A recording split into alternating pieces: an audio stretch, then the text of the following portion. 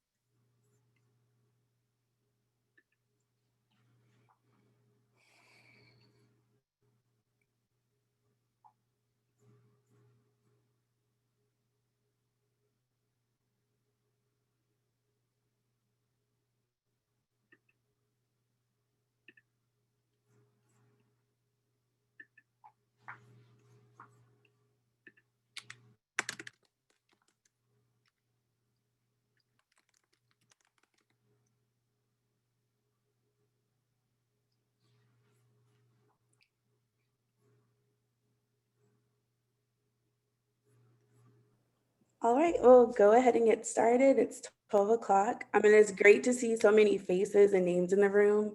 Please continue engaging in the chat.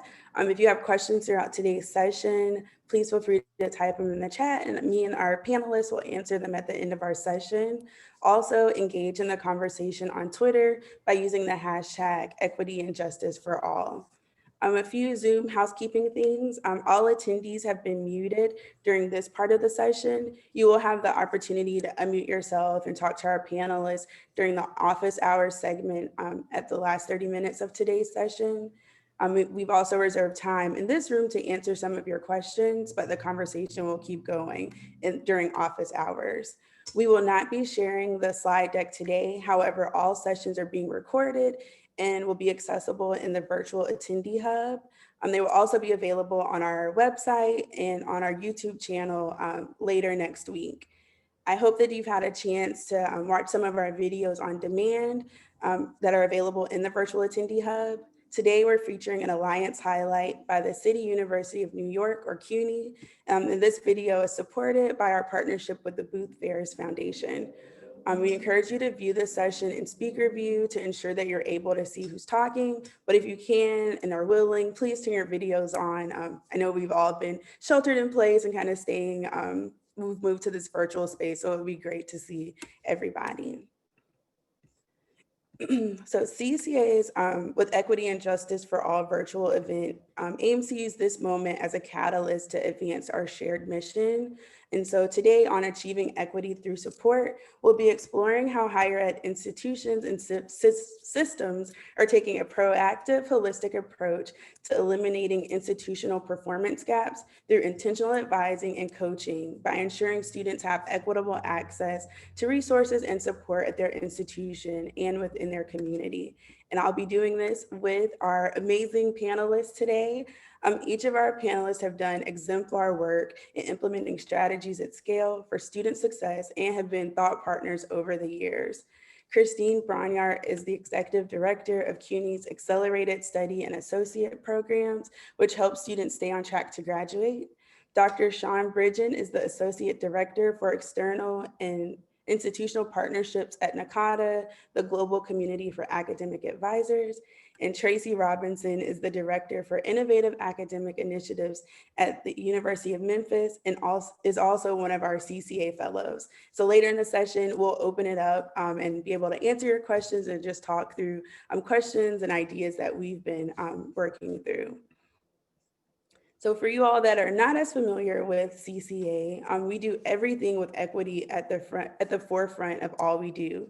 We use data-driven approaches with our alliance states to implement policies, create conditions, and scale strategies to increase college completion and eliminate institutional performance gaps.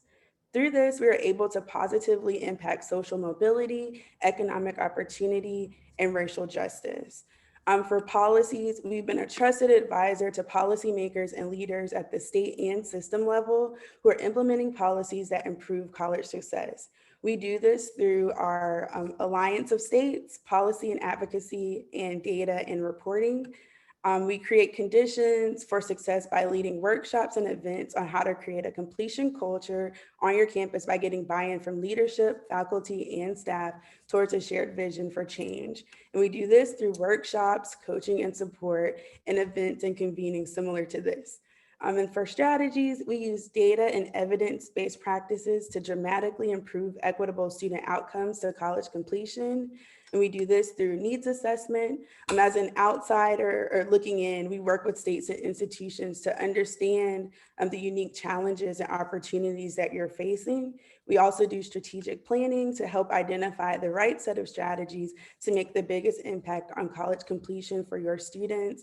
And through implementation, we provide technical assistance to ensure that states and institutions receive the best support to implement strategies.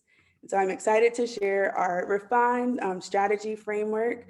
Throughout this week, you have heard us share our evidence-based strategies organized under 4 key pillars: purpose, momentum, structure, and now support.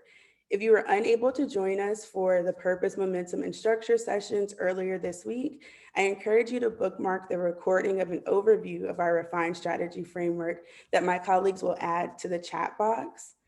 These pillars and accompanying strategies are aligned to transform the student experience. And so as you read through the strategies, you'll see that it starts from first year experience, career exploration, and understanding what students want to do in the future. It moves through pathways and builds momentum throughout our strategies. But today we'll be focusing on the support strategy. And I'm going to share a little bit about each strategy. Again, please send any questions you have in the chat box, and we'll answer those towards the end. The support strategies are designed to address student needs and to eliminate barriers for student success. And we recognize that many institutions and states have these strategies in place. However, the question is, are they equitable and accessible for all students? So through active academic support, we provide students with programs and services to help them develop the academic skills needed to be successful. And so I've listed a few of those. Of course, the list could go on and on. I encourage you to share some of the support resources you have on your institution, or when you were in undergrad, sharing what resources that you were involved with and took advantage of. So for considering if these are equitable, have you considered accessibility? So where are these resources available? How are students getting there? Is it in a common area on your campus where students are frequenting? Are you able to adjust the hours of operation for students who might be working or commuting very long distances? I remember in undergrad, a lot of our offices closed at 5. So for students who had work or had kids, that's not convenient. And that's something that could probably be easily adjusted to accommodate more students. Eliminating the stigma. So I have heard institutions and states, or institutions and my colleagues at other universities sharing that, some professors make it a requirement to go to tutoring or kind of build this idea that tutoring isn't positive. And that's something that we definitely need to work to change. And then as far as virtual availability, not just during COVID when we're all sheltering in place and staying safe, but also thinking about students who are traveling to campus from long distances, students who are not able to get to campus on certain days. Are you able to shift your academic support to a virtual space? Next, we have proactive advising, which requires advisors to take a preemptive approach that anticipates and helps eliminate concerns, roadblocks, and barriers affecting student success. Through strategic and consistent outreach, advisors are able to ensure that students have access to resources and work with them to create a holistic plan for a timely graduation. The point is to build advising into your pathways because every student needs some kind of connection with an advisor. And so again, thinking through, is it equitable? So how are students able to access this? What are your hours of operation? Again, is it you're closing 8 to 5, or are you available after hours for students who need that support? Also, advisors are responsible for hundreds or thousands of students in some instances, and they can feel burnout. So what are you doing to alleviate that stress from them, whether that's hiring additional advisors or just kind of changing your framework of how your advisors are working with students? Diversity of your staff. So do your academic advisors on your campus and at your institution look like the student body? I think that that's very important to see that the university recognizes what the students need and what they're experiencing, and that's reflected in who's hired. Um, Academic advisors have high turnover sometimes because they're meeting with thousands or hundreds of students and making like $35,000 to $45,000. But academic advising is such an integral part of your campus and your students' experience. And there's sometimes limited options for promotion. And I think that that is something that could easily be addressed. And I'm excited to have our good friend Sean from NACADA to share more about that later. Are you addressing implicit biases? So there's still gaps. We've learned through a study on our 15 to finish strategy that Black and Brown students were taking less credit hours. And when we spoke with academic advisors, it was, oh, we don't want them to feel overwhelmed or have a heavy course load. But in reality, that's affecting their time to graduation, the money they're spending. And that's something that needs to be addressed, and trainings need to be available for that. Again, the location on campus. So are advisors meeting students where they are? Or are you hiking across campus really far where you are kind of worked up by the time you get there because you had to commute so far to get there? Or are you in the university center? Are you meeting with students in their common areas? And then as far as training, are you training advisors to solely on courses and policies, or are you building culturally competent advisors who understand the students they are serving and recognize what your students need beyond their course schedule?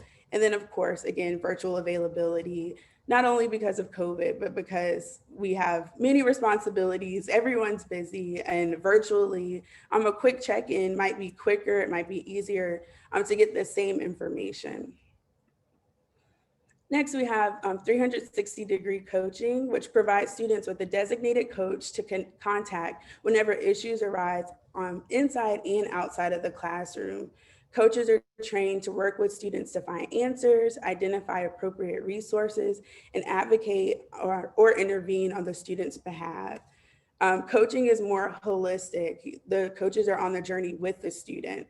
And this strategy was originally created as one of our game changers for adult learners, but this is something that all students need, whether it's a peer coach, a professional coach, someone to just advocate and be there to support the students in their academic career.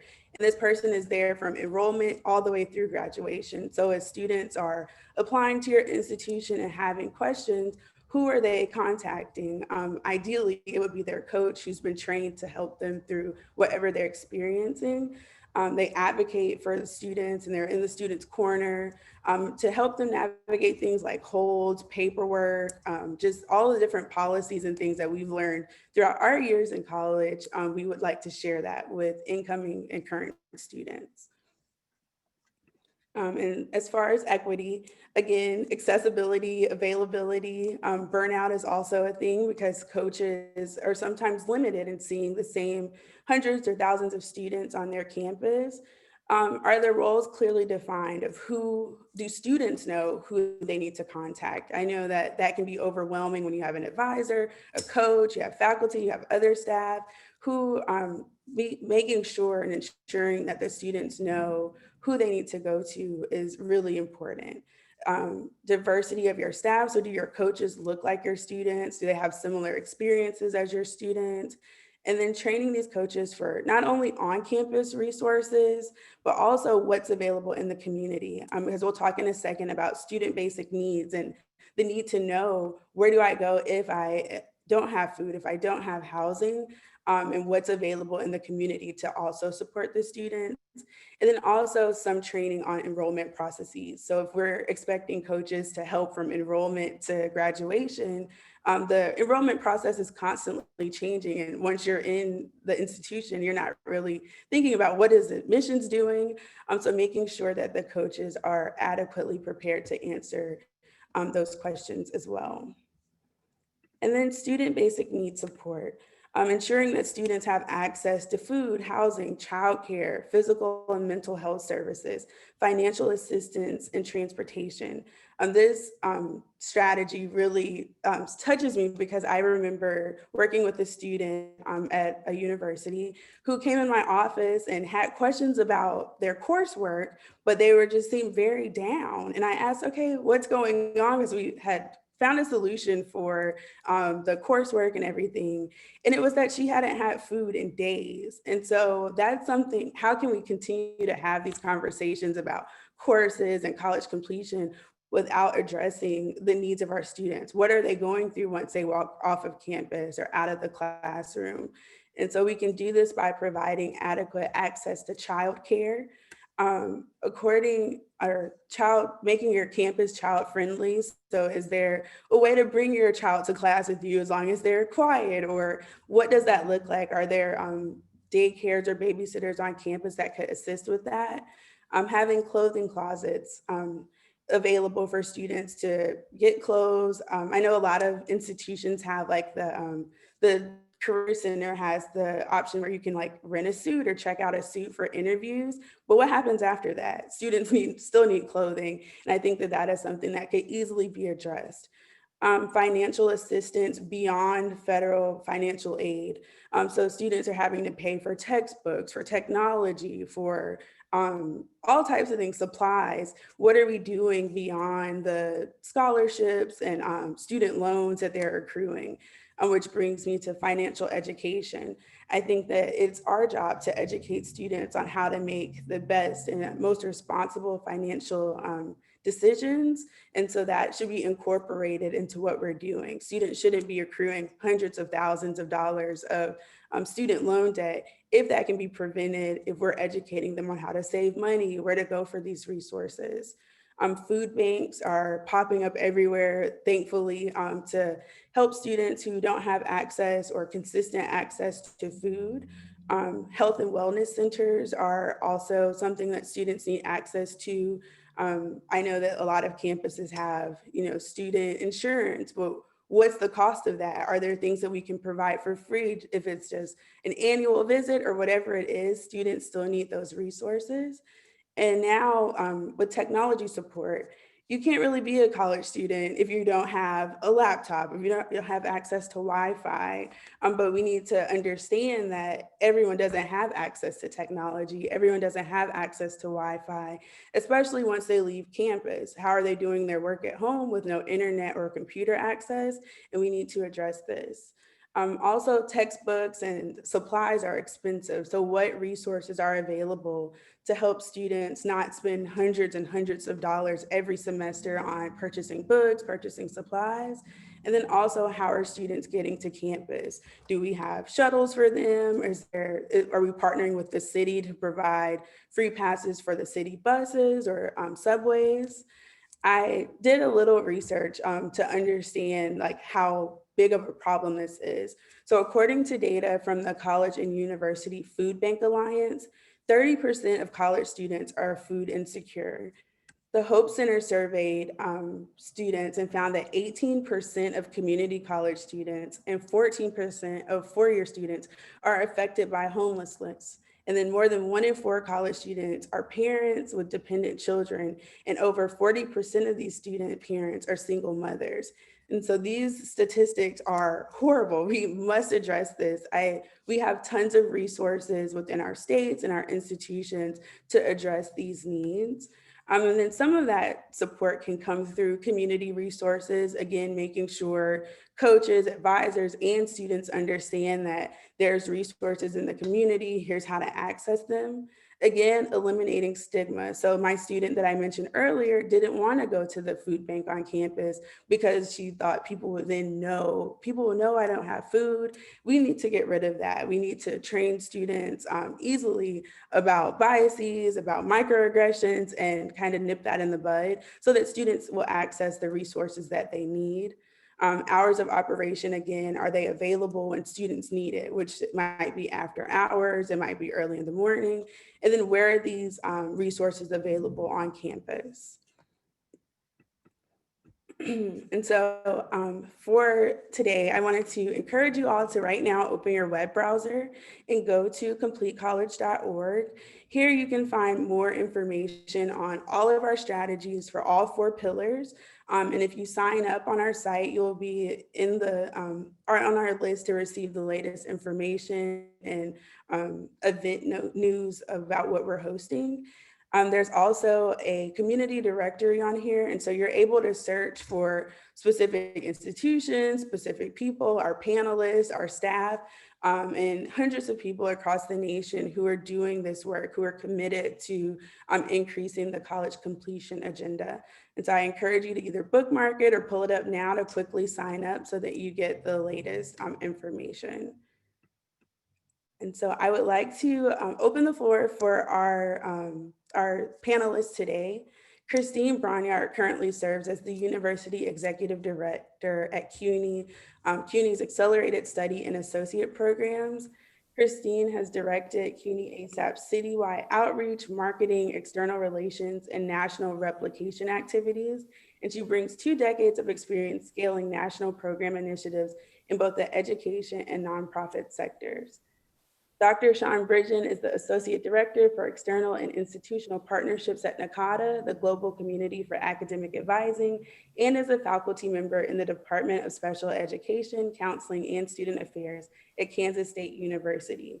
He's the recipient of the Outstanding Advisor Award Certificate of Merit from NACADA, a recipient of the NACADA Scholarship, a NACADA Summer Institute faculty member, a past chair of NACADA's Theory, Philosophy, and History of Academic Advising Community, and a recent appointee to the Fulbright Specialist roster. And Tracy Robinson serves as the Director of Innovative Academic Initiatives at the University of Memphis, coordinating credit for prior learning and directing the Finish Line program, which is a degree completion initiative that re-recruits students who earned at least 90 credit hours but left before earning their degree. Under her leadership, the Finish Line program has been recognized for numerous awards, including the Outstanding Advising Program by the National Academic Advising Association, or NACADA, and has graduated over 700 students over the past 7 years. And so I'm going to stop sharing my screen so that you can see all of our lovely panelists today. And I will open the floor with Christine sharing more about your work, a quick overview of your programs, and then how the support pillars have been incorporated into what you do. Sure. Thank you. Thanks so much, Melanie, for that introduction. It's such an honor to represent the City University of New York and also represent our program, Accelerated Study and Associate Programs, particularly under the support pillar, which is really kind of the grounding principle of the approach of our program.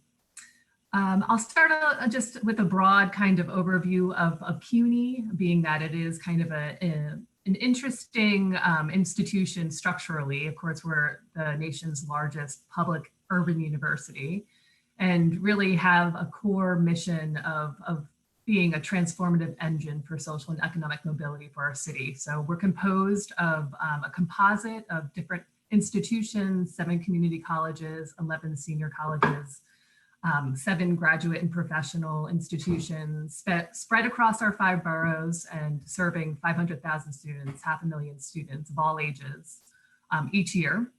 Another feature that's interesting to CUNY is that 80% of our graduates actually remain in the city. So of course, you know, the contributing aspects to the ways in which our university system then, of course, impacts the city's economic and civic and cultural life is pretty profound. So within our mission, the university's mission of excellence, of course, completion is at the heart of that, and ASAP, Accelerated Study and Associate Programs, is the kind of the promise that we can do better as a university. Our community colleges can do better in terms of ensuring that our students have a timely completion pathway. And our program now serves at scale 25,000 students at 6 of our community college partners and 3 of our comprehensive partners. And we've also been able to effectively adapt the program to the baccalaureate setting, wherein our promise remains the same across both programs, where we want to double the completion rate. So in the case of ASAP, we've been able to demonstrate this over the last 13 years. We've just recruited our 14th cohort. Our average graduation rate is just over 53%. That's versus 24.6% of a comparison group. We're really proud of being able to kind of maintain that rigor, and it's only through kind of the maintenance of our comprehensive and holistic approach to supporting our students. So representing this program in the context of the support pillar is really quite relevant. So I think basically, supporting our students, the ways in which that we approach that through holistic financial, academic, and advisement supports is something that we've learned a lot about maintaining, especially in our current climate of the pandemic. So I'm really happy to be joining you all so we can discuss the nuances of that. Thank you, Christine. Sean, could you please introduce yourself and share how the support is connected into your work? Sure. Nice to meet you all, and I'm very excited to be here representing NACADA and thrilled to be partnering with CCA, which has been a long time partnering, good close relationship with NACADA. My role with NACADA is to focus on external and institutional partnerships. So one of those, like I said, one of those partnerships is CCA. Another important one we do is with the John Gardner Institute through the Excellence in Academic Advising Initiative, which I'll talk a little bit about later, where there are 9 conditions of excellence that is a sort of an aspirational model for institutions to try to build their advising systems around these conditions and their KPIs. It's a 2-year process where the institutions will gather data, see how they are doing compared to each of these KPIs, and then eventually implement changes. We're very much focused on the idea that values drive mission and mission drives outcomes. And we need to focus on the outcomes we want from advising. We'll talk about that a little bit in the future as well. Before I worked at NACADA, more about NACADA, we provide professional development to advisors across the globe. We have around 14,000 members representing countries from every continent. And we provide not only in-person professional development through conferences and those sorts of things, but we also do webinars, e-tutorials, and we're very involved in the master's and PhD programs in advising that are housed at Kansas State. And very excited and very fortunate to be part of that university. They have been amazing to us. Before I worked at NACADA, I was on college campuses for 20 years. I worked at the University of Pittsburgh. I worked as an academic advisor. I worked as a systems analyst in the registrar's office and all sorts of different things. And also worked at a small Penn State campus that was near Pittsburgh in my hometown of New Kensington, and was able to work very much with folks from my hometown, which is sort of a deindustrialized kind of Rust Belt community like you read about, and learned a lot about working with students from all walks of life at that institution. And as being a first generation college student from a low income single family home myself, a single parent family myself, I understand the impact that college can have on a human being and can have on the trajectory of one's life and the life of one's family. And so I've dedicated my life to helping folks get the most out of college because I know how much it did for me. And I'm thrilled to be here as part of the support pillar because academic advising is really about supporting students. And as I look across the different strategies, the CCA advising really can and should span all of those pillars. And because advising is really the one place where students can interact with a single person that can represent the institution and connect them with all of these resources and all of the curricular opportunities, co-curricular opportunities, community events. So, but as Melanie mentioned earlier, keeping your advisors and training them is a really important thing because the more the advisor learns about the institution, the community in which they're embedded, the more they can help students. And that really improves over time with advising. So thank you. I hope I addressed all the things you needed me to. Thank you, Sean. And I completely agree that all of the strategies that we've shared this week, academic advising is there in all of them. Yes. And Tracy, could you please introduce yourself and share more about your work? Yes, thank you, Melanie. Greetings to everyone from Memphis, and so happy to be a part of this important conversation all week, really, with CCA and especially today. So my role currently at the University of Memphis is Director of Innovative Academic Initiatives. I, as Melanie said earlier, oversee our Finish Line program, which is a degree completion program for our students that did not graduate but got to senior status, and also oversee our prior learning activities, which is deeply embedded in that program as well. And so the lens from which I come at this work really is working with a lot of adult students. And that's how I got involved with CCA a few years ago, and thankfully was asked to be a fellow as we were developing the adult learner, what we call then game changer. But I think that so much of the work that we learned there is that what we do to elevate one population helps all of our populations, right? So when we look at the barriers for our students to complete as they get to the end, when we start breaking down those barriers, it helps the students behind them and to come along in an easier way. My background at the university, I've been here for 20 years, but before this role, I was in academic advising, and I remember all of those great relationships that I developed with my students, and I know how important that work is, and we take a coaching role with our students in our degree completion program, and really truly walk alongside them until the point that they graduate. And I know what that advocating role means to the students. And I'm first generation student also. I'm an alum of the University of Memphis. And so I know how important our work here is. We are greatly tied to the city of Memphis and to the people of Memphis and our community. Knowing that degree completion for one student changes their life. But for me, I realized early on in our finish line work that it also changes the trajectory of those children in that family as well. Our first graduate was a single mom with a 2.5-year-old daughter at home. And so as I saw her walk across the stage at graduation and saw her mother smiling, I also saw her daughter and the look on her face. And even at almost 4 at the time that she graduated, it changes things, it changes perspective. So for me, this really is about the passion and the change that this makes in our community. So thanks for letting me share this work, and I'm excited about this talk today. Thank you. And so I will go into questions that I prepared for you, and we'll sprinkle in the questions from our chat from our attendees. And so for Christine and Tracy, since you are on a campus, what are your students currently grappling with? I know that COVID really stirred things up, and this year has looked nothing like we expected or what we were used to. So what are your students experiencing, or what have they shared with you? And how are you addressing that on your campus?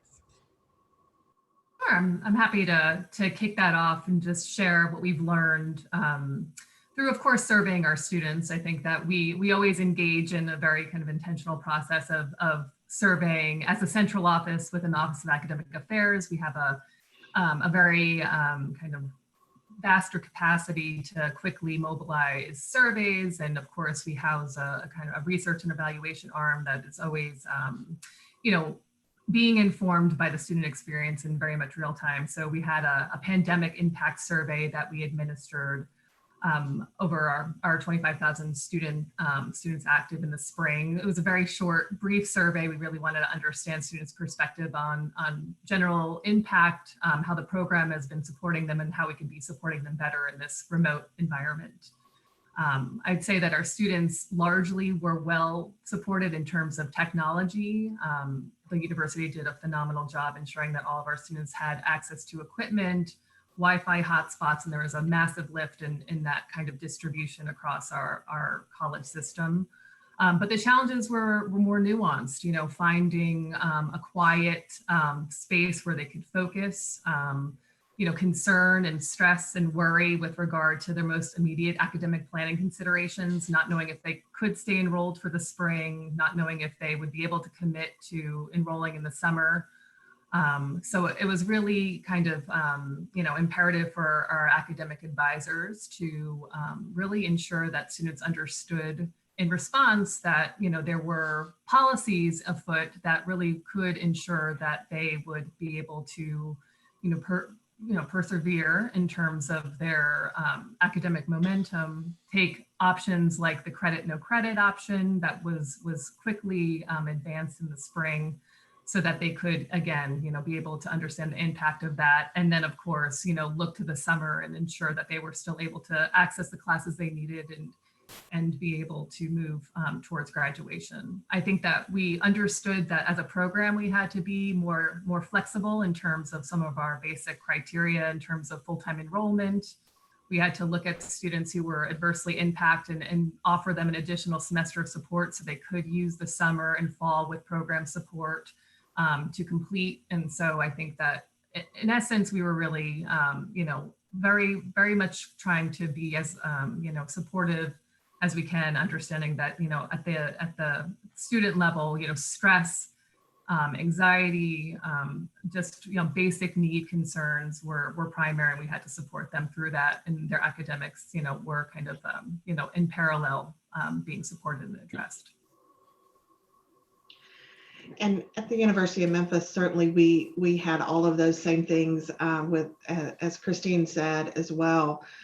Sort of a different lens I'll add here is the work that we did behind the scenes to really help our instructors and faculty know how to support the students when they express concerns or they expressed issues that they were challenging with, because all the day-to-day stresses didn't go away. It was just compounded, right, by our pandemic. And so letting our faculty know with direct communication from our provost, please be aware that students are struggling more than ever. And so you have the ability, we're empowering you to help them in different ways than you did before.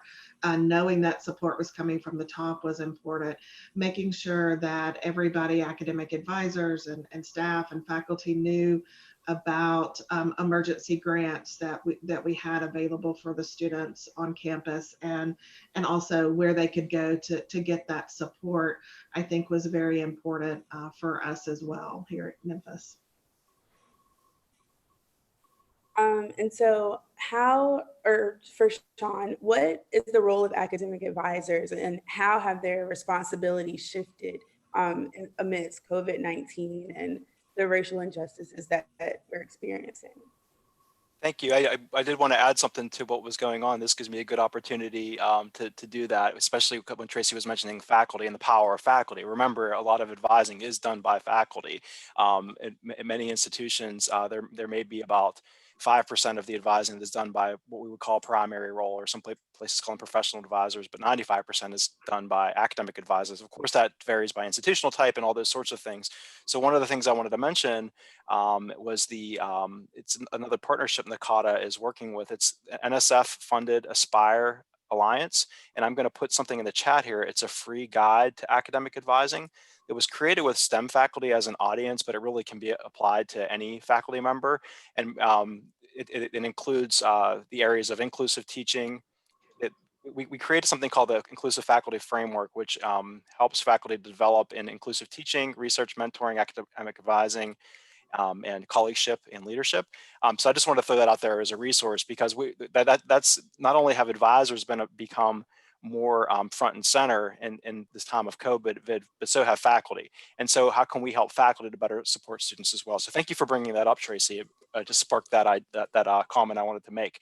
While advisors have become, lots of institutions are realizing the importance of advising in ways they never had before, because of something I mentioned earlier, that's that one-on-one relationship that they can develop with the student. So for all the things that went kind of haywire in March, the one piece of stability they had was that academic advisor, the one person they knew, the one person they knew they could go to, the one person that could help them decide, do they want to take the class pass fail or take it for a grade, and how can we help the students navigate those policies so it best serves the interest of that students in terms of completing their degree and keeping their grades in a place where they want them to be. So I think that's been a really important piece that's been happening. What also has happened is advisors themselves are in the middle of this. They're dealing with a lot of the student concerns, a lot of the student, the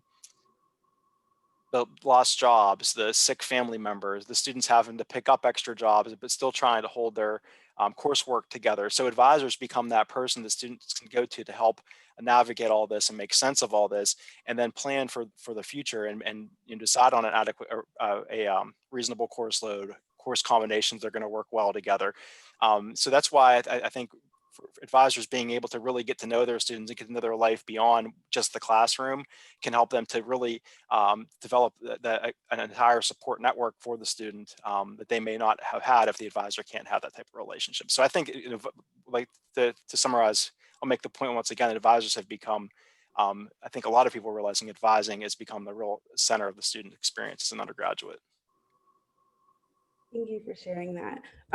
Estela Simon was our opening speaker on Monday. She's also a CCA board member and national leader in the work of being equity-minded.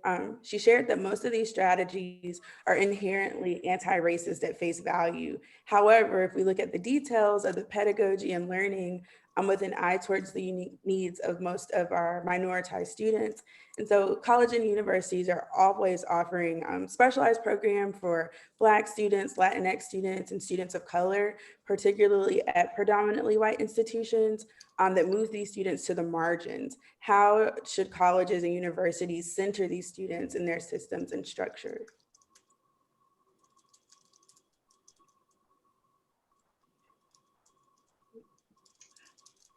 I'll jump in.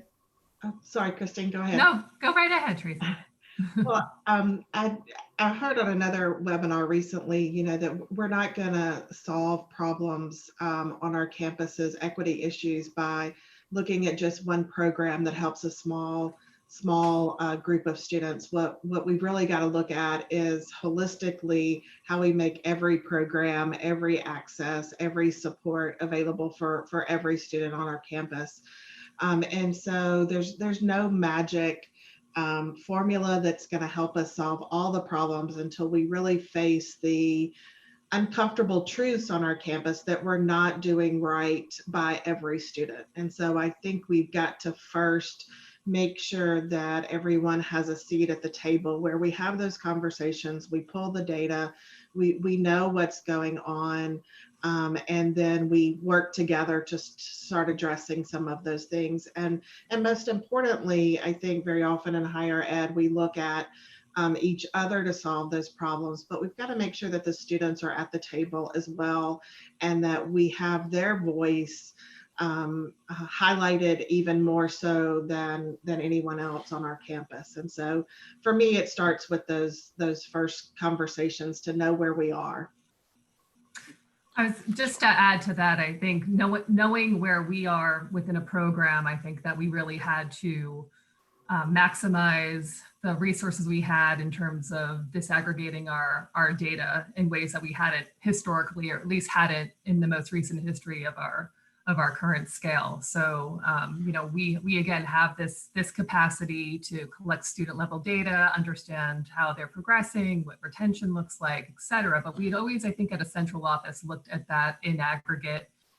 We could say very proudly that we were narrowing equity gaps, and most subgroups were kind of realizing a minimum 50% 3-year graduation mark. But we really did need to start looking at the per institution level of that within subgroups. Really, again, committed to the disaggregation, the kind of scouring of high impact practices related to best serving, particularly our Black men of color, where we know there was the biggest disparity.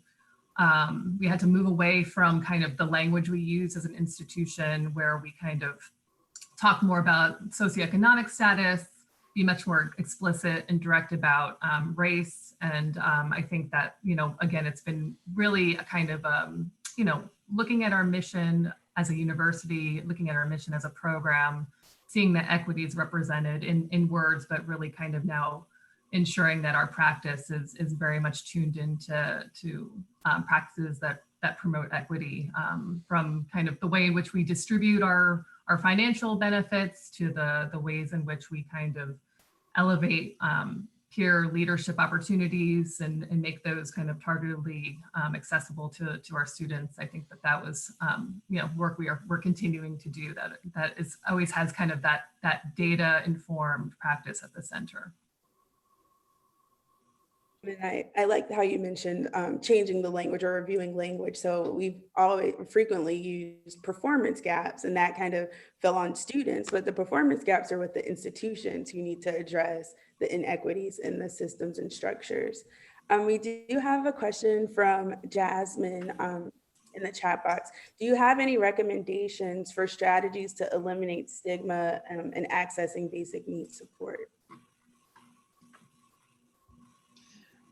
I think one way that we've done that on our campus is really make sure that we communicate those resources to all of our students and really get like our student organizations involved, our student government and leadership, student leadership on campus involved, and promoting those as available for all students, not, you know, just making it for, and bringing them sort of out of the corners and the closets. For example, our food pantry was in a closet space sort of back in our university center. And so now it's in a more prominent room that people just walking by see. And so I think just physical placement sometimes can make a difference in how those kinds of services are viewed. A suggestion for that too. One of the things we know is that people don't cook as much as they used to, and we can have really healthy, nutritious meals and cooking very cheap ingredients. So I think a cool thing would be to do is to pull some pantry items out of that closet and have maybe your campus dining services demonstrate to students how to make a quick, delicious and healthy meal based on the things that are there, or even say, here's $1 bag of lentils. Let's see how much we can feed, how many people we can feed with this, that kind of thing. So I think that would decrease the stigma by making it really centered in the campus and saying, look, this is our food services is showing you how do you use these things, and inviting people from all across campus to attend. I think those kinds of things can help students to sort of lower that barrier and lower that stigma whenever when you show it's just a campus-wide effort.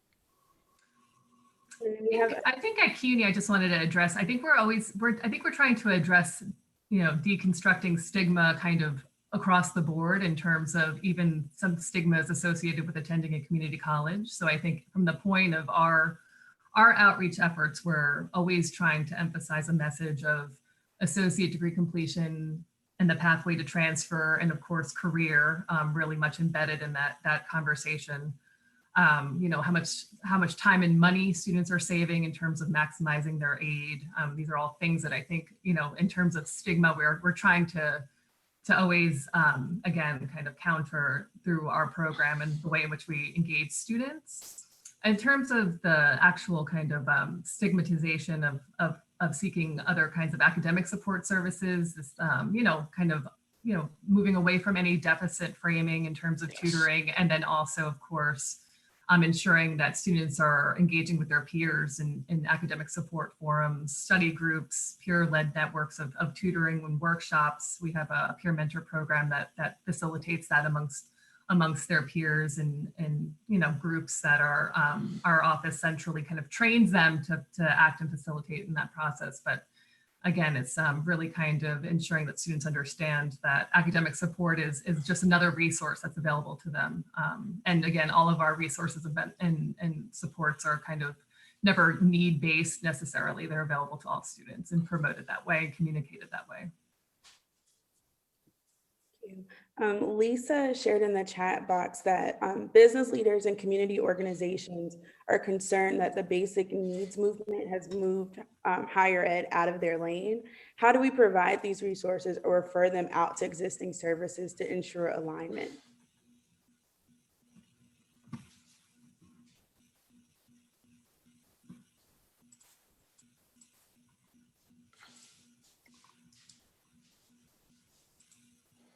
I'll reframe the question. That's hard. So or what have you done to kind of incorporate community resources into the work that you're doing on your campus, or what you're sharing with your staff or advisors that you're working with?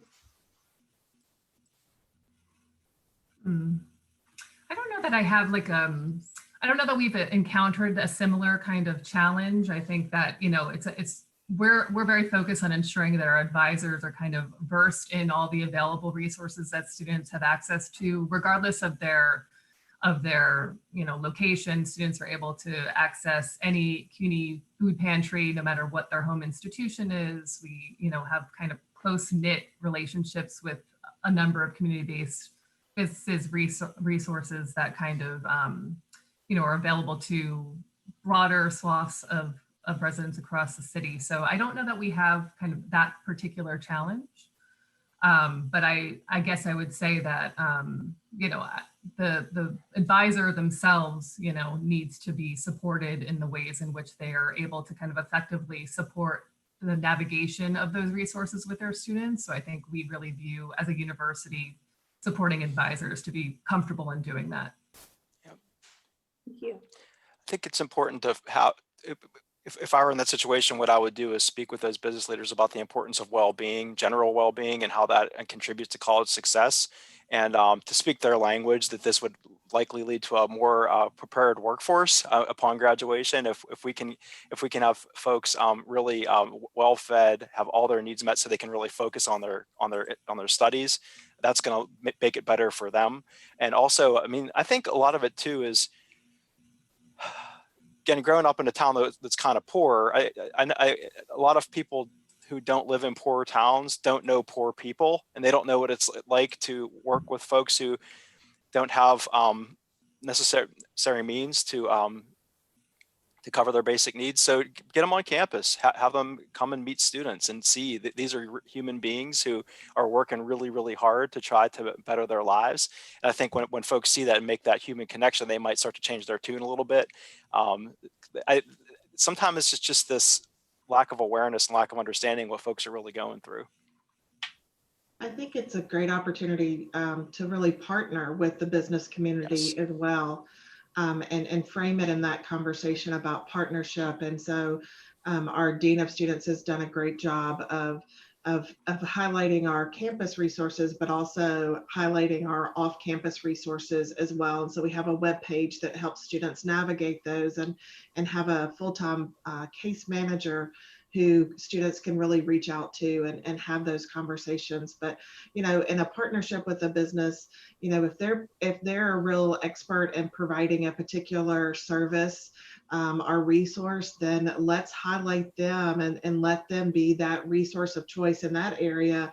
And then we can direct our funds to supporting students in another area. So I think a great way to approach that would be in partnership. Yep. Thank you.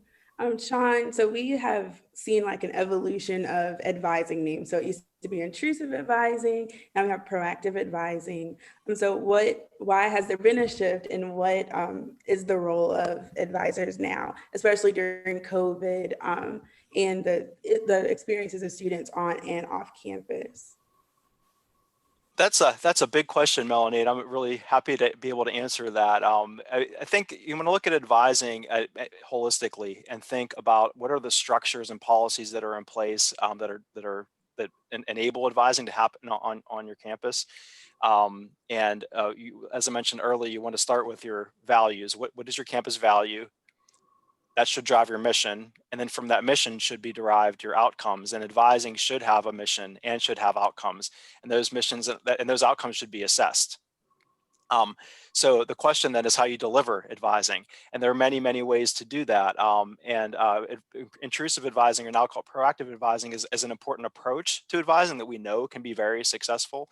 And you can combine that with other approaches as well, depending on what your outcomes are, what your intended outcomes are at your campus, and what your student needs are. One thing I have found to be very helpful at this point, it combined with this proactive approach, is something that that is being called flipped advising. So you're building out the learning outcomes and curating some content and learning management systems where students can access that asynchronously throughout the 24/7 time that they're awake and that they live their life. So that kind of increases access to the advising materials. So rather than a student just kind of bouncing around the website and trying to find things, the advisors can curate that and then build sort of like little quizzes or little mini assessments in there to help the students see that they're really on track. That way, whenever they do have time to speak with an advisor one-on-one, they have already done a lot of that preparatory work. So you can have those deep, engaging conversations to talk about things like how are these courses connecting to your career aspirations? How are they connecting to your personal goals? I was a philosophy major, so I'm always going to get into this kind of stuff. And how do your courses connect to each other? How is what you're learning in your art course, connecting to what you're learning in your engineering course, and how can art help you be a better engineer, for example? Because we know anybody who's worked with technical students knows that engineers often complain about taking art and English and history and music and those sorts of things. So we can help them understand why these things are important, developing that purpose, developing that intentional, so they can approach their education with more intention. And more purpose. So those are some of the things that I have. So advising is evolving, and we're evolving along with technology. I'm really excited to see what technology, things like machine learning and artificial intelligence can bring to advising, so students can access lots of material and get some quick questions answered that are really more informational. So when they spend that time with the advisor, it can be time that you need to spend with that human being, so that really refocusing on that human connection is a piece of it. So that's where the proactive comes in, is that having the information for the students right where they need it and when they need it. I think about it as engineering environments. I started out as a music major, and one of the things my teacher taught me is don't leave your instrument in the case, leave it out. So whenever you walk past that instrument, you're going to be more likely to pick it up and play it. To me, that's the same concept as intrusive advising. Have advising where students can access it, so they don't have to think about it. So it removes the barrier of access to their advising and advising information. So those are some of the tips I have, and some of the things I'm really excited about seeing come in the future. So another question for you, Sean. So CCA partnered with NACADA earlier this year when we were able to travel and be around one another, and hosted the HBCU Advising Summit in New Orleans. So this was a community that had not been at the table, and NACADA and CCA joined together to provide an opportunity for them. How do advisors get involved in this movement? What other strategies or guidance do you have for advisors? And then Tracy, for you, for your coaches. So we have a number of free resources available on our website.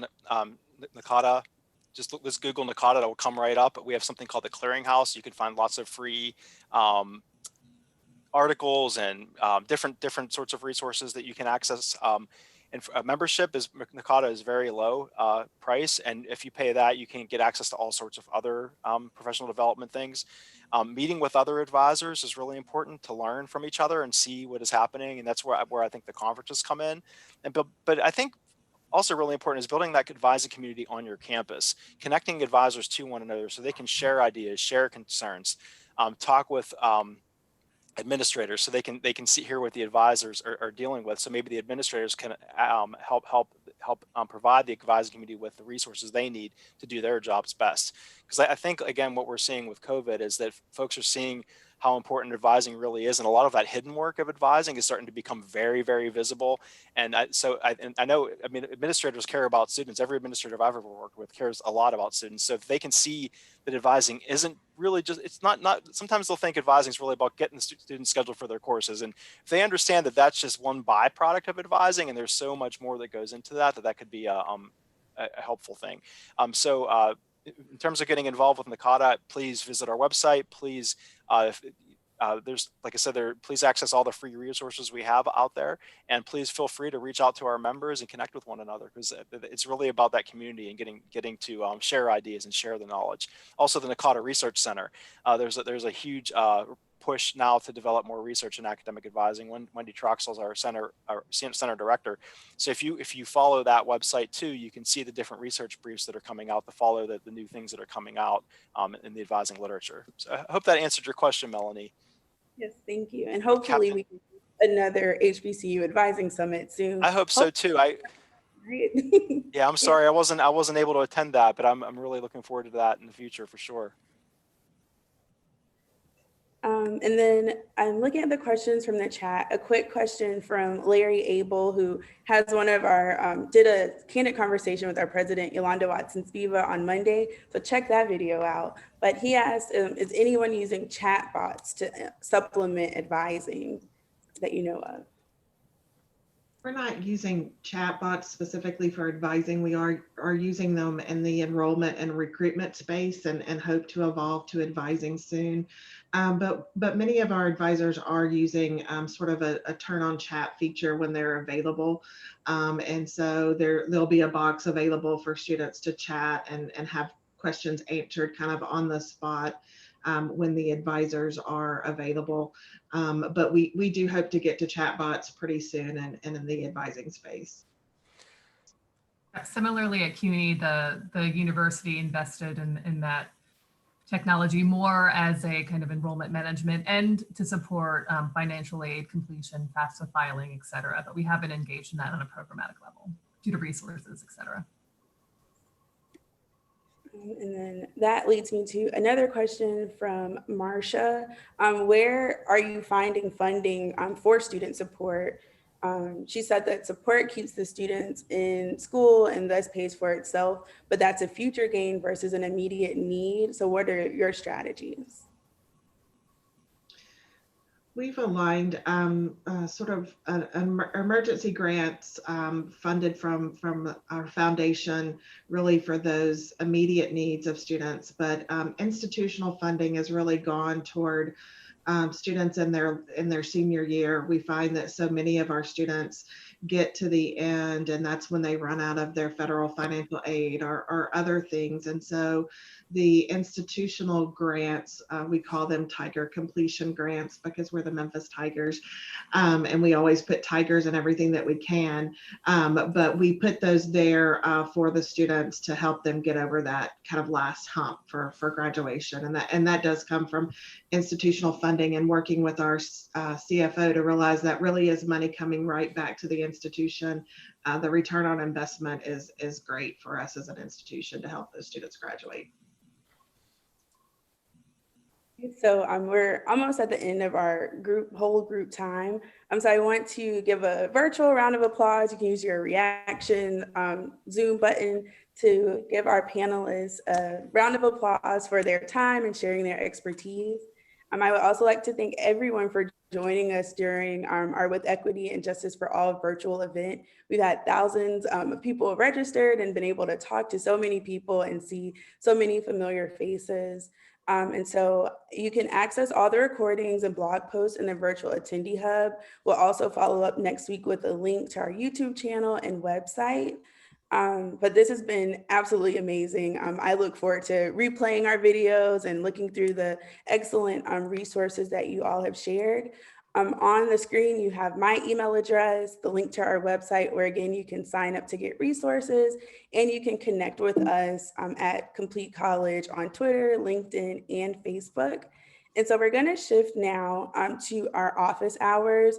I'll ask Sean, Tracy, and Christine just to give a brief blurb of what they're gonna discuss in their office hours. This is the equivalent of if we were in person and you had follow-up questions and wanted to go up to the panelists at the end to engage in conversation, exchange contact information. And so I encourage you to join the office hours. The rooms are on the screen right now, and you'll have the opportunity to select which breakout room you want to go to when we open them in just a few seconds. So Sean, Christine, Sean, and Tracy, I'll go in the order that's on the screen. If you could just share what you'll be discussing in your room. Yep.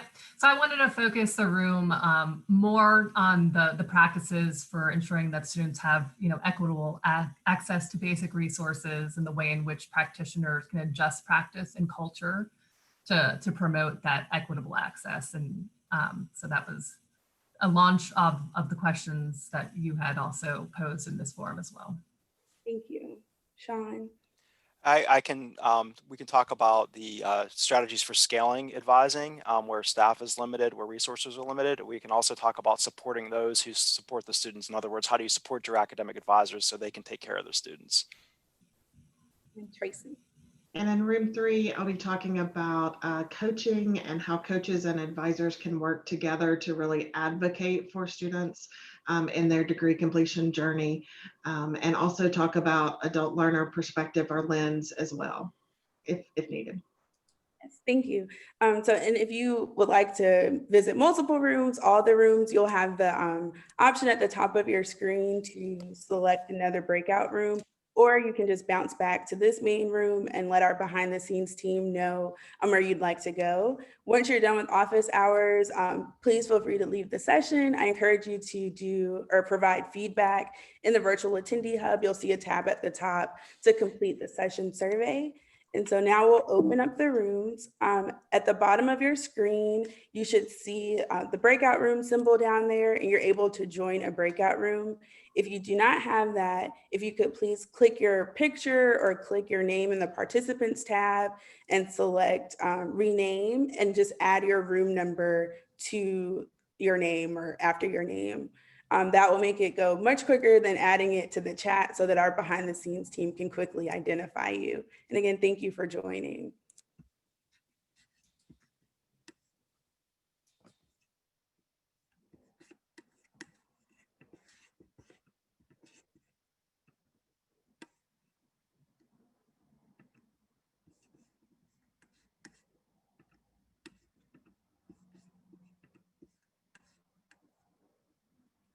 Right, and again, the rooms are room 1 with Christine for academic support and student basic needs, room 2 with Sean from NACADA about proactive advising, and then room 3 with Tracy about coaching.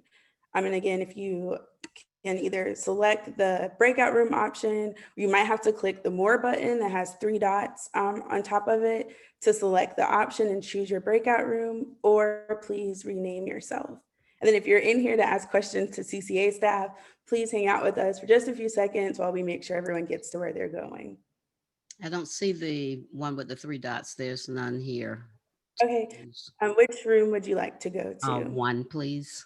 Okay, Tracy, Miss Joyce Morley would like to go to room 1. Thank you. Can I go to room 3? Yes, who said that? Miss Walters. Walters, okay, yes. Okay, could I go to room 2? This is Brenda. Wait 1 second, let me.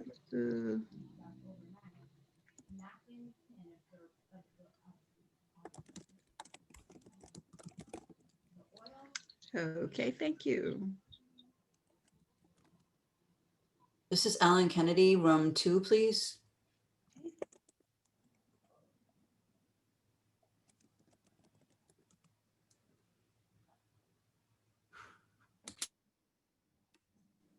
Thank you for your patience as we get everyone to the correct rooms.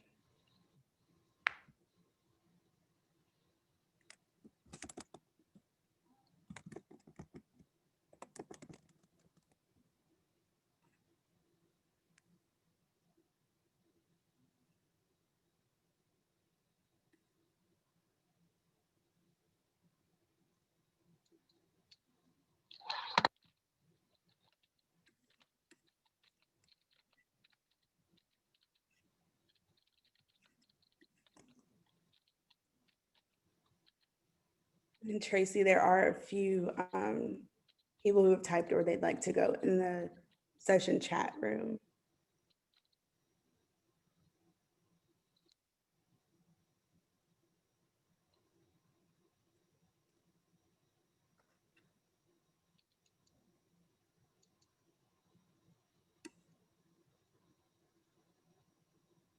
And then for, if you're typing in the chat, that's okay. If you'd like to get there a little quicker, if you could rename yourself by either clicking your picture or opening the participants tab and clicking more next to your name and just adding the room number there so that our behind the scenes team can quickly identify you.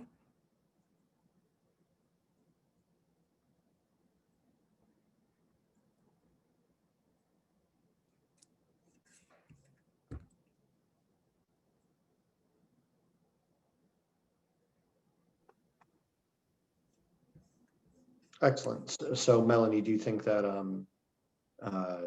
that folks who wanted to go to another breakout room at this juncture have, and maybe we have discussion here, or are we still doing logistics? Yeah, so am I still sharing my screen? You just stopped. No, I think that for the people that are still in the main room, if you do have questions, we have two of our amazing vice presidents here with me to answer questions about data and partnerships. So if you do have questions, you're able to unmute yourself now or raise your hand or type in the chat, whichever you like, to ask any questions. If not, we will randomly disperse you to one of the breakout sessions so that you can engage in the conversation there. We'll give it maybe like a couple more minutes to see if anyone has questions or will share anything in the chat. Yeah, I mean, if there's anybody who's got anything that they felt wasn't addressed, you know, especially now that we're at the close of the week, you know, so if you were thinking, oh, well, you know, with all these sessions, I thought CCA would touch on this or that, now would be a great time with us here. Definitely.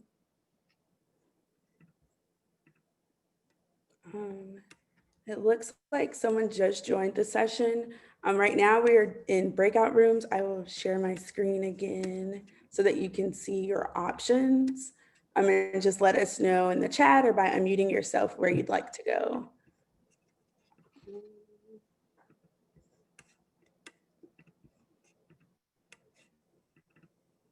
Okay, and you should be able to see the room numbers. And again, you can either rename yourself or type in the chat or just say it out loud and we'll get you to where you need to go.